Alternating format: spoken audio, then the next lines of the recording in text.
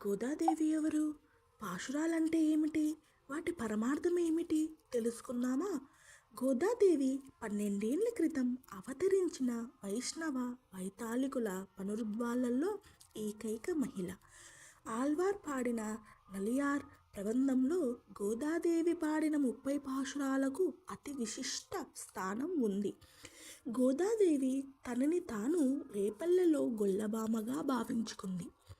తమ మత్తెనే తిరగాడే శ్రీకృష్ణ స్వామిని పగలంతా చూస్తున్న సంతోషం, రాత్రివేళ చూడలేని తాపం, తెల్లవారు వెళ్ళినే కన్నులారా చూసి తరించాలన్న తాపం, ఆ ఆత్రం అన్నీ కలబోసి భావానురాగాలతో పారిజాతాల మాల తిరుపావై. పాశురాల పరమార్థం ఏంటో తెలుసుకుందామా మరి? తిరుపావైలో ఉన్న మొత్తం పాశురాలు 30.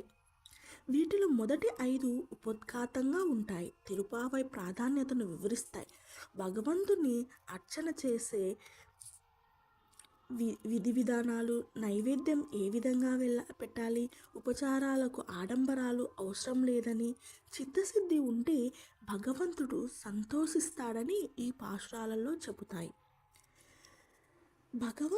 భగవంతుని ఆరాధించటం వల్ల వానలు సమృద్ధిగా కురుస్తాయని, పంటలు నిండుగా పండుతాయని, దేశం సుభిక్షంగా ఉంటుందని వీటిలో ఉంటుంది. తరువాత 10 పాశురాలలో చెల్లులతో కలిసి శ్రీరంగనాథుణ్ణి సేవించడానికి గోదాదేవి వెళ్తున్న సన్నివేశాలు వర్ణితమై ఉంటాయి. 15 నుంచి 20 పాశురాల వరకు గోదాదేవి చెల్లులతో కలిసి దేవాలయాలకు వెళ్ళి విన్న విషయాలు, అక్కడి శిల్ప సౌందర్య వర్ణనాలు, రంగనాథుని సుప్రభాతం పాడటం మొదలైనవి ఉంటాయి. కృష్ణుడు అష్టభార్యల్లో ఒకరైన నీలాదేవి ప్రార్థన కూడా ఈ పాశురాలలోనే ఉంటుంది.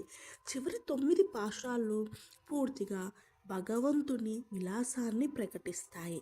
నిష్కల్మైన హృదయంతో తన హృదయాన్ని రంగనాథుడికి అర్పించుకుంటుంది గోదాదేవి. చివరి పాశురాలలో ఫలశ్రుతి చెబుతుంది.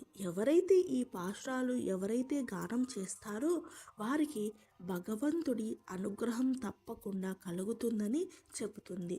ఈ తిరుపావై ఈ 30 రోజులు అంటే ధనుర్మాసంలో వెంకటేశ్వర స్వామి దగ్గర రోజు సుప్రభాతానికి బదులుగా ఇది పాడుతారు. ఓం నమో నారాయణ. ఎటువంటి దోషాలున్నా నన్ను క్షమించండి. ఓం నమో నారాయణాయ. గోదాదేవి ఎవరు? పాశురాలంటే ఏమిటి? వాటి పరమార్థం ఏమిటి? తెలుసుకుందామా? గోదాదేవి 12 ఏళ్ల క్రితం అవతరించిన వైష్ణవ వైతాళికుల పునరుద్ధాలలో ఏకైక మహిళ. ఆళ్వార్ పాడిన నలియార్ ప్రబంధంలో గోదాదేవి పాడిన 30 పాశురాలకు అతి విశిష్ట స్థానం ఉంది.